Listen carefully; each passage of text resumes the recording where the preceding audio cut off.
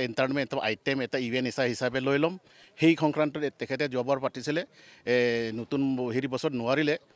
কোনো এজন হেৰি পোৱা নাছিলে সেইকাৰণে এইবাৰ আমাৰ ইয়াত ৰিপিট মানে 1 লাখকৈ ফাৰ্ষ্ট প্ৰাইজ দিয়া হ'ব ছেকেণ্ড হ'ব 50,000 তাৰপিছত হ'ব 30,000কৈ ঠিক তেনেকুৱাটো আমাৰ ক্লজিং চেৰেমনিৰ হেৰিটো প্ৰথম আইটেম বুলি ধৰি লৈছোঁ এইটো কাৰণ 15ৰ পৰা 19 তাৰিখলৈকে আমাৰ যিটো কাৰ্বি ইউথ ফেষ্টিভেল বুলি কয় সেই তাত আমি আৰম্ভণি সময়তে যদি 15 বা 16 যদি পাতোঁ তাৰমানে আমাৰ পাব্লিক গেডাৰিংটো অতিৰিক্ত হৈ যায় বেছি হৈ যায় অকণমান লাখ পৰা ক'ত পৰা আহি যায় ঠিক তেনেকুৱা ধৰণৰ ইয়াত নোৱাৰা হৈ যায় সেইকাৰণে ইয়াৰ আগত ফিচাৰীৰ পৰা আলোচনা কৰি আগতকৈ লৈ নাইছোঁ মানে 11 তাৰিখ কৰি দিছোঁ আৰু এইটো এটা ডিপাৰ্টমেণ্ট এটা এণ্টাৰটেইন এটা স্পৰ্ট সেই গতিকে আমি চবেই অকল ডিফুৰ বুলি নহয় অকল কাৰ্বি আংলং বুলি নহয় নগাঁৱৰ পৰা আহিছে ডিমাপুৰৰ পৰা আহিছে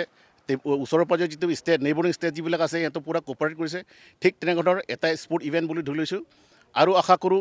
এতিয়া বৰ্তমানলৈকে ফাৰ্ষ্ট প্ৰাইজটো গৈ আছে আমি বৰ্তমান ক'বলৈ গ'লে অলপ ছেকেণ্ডত গৈ আছোঁ আগলৈ পোৱাটো আশা কৰিছোঁ বাৰু চবৰ যিকোনো কামত আমি আগত যোৱাটো চেষ্টা কৰি সেইকাৰণে আমি ফাৰ্ষ্ট প্ৰাইজ পাম বুলি আশা আৰু এনেকুৱা য'তে যেনেকুৱা পটক আমি গৈ থাকিম ৰ'ব এতিয়া কথা হ'ল যে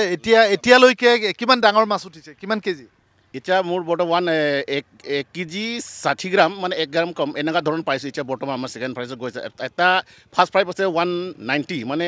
1 কেজি 90 গ্ৰাম মানে তেনেকুৱা ধৰণৰ এইটো ফাৰ্ষ্ট আমাৰতো ছেকেণ্ড তাৰপিছত থাৰ্ড তেনেকৈ গৈ থাকিব তাৰপিছত আমাৰ আশা কৰোঁ সেই প্ৰথমটো পামটোহে আশাবাদী আৰু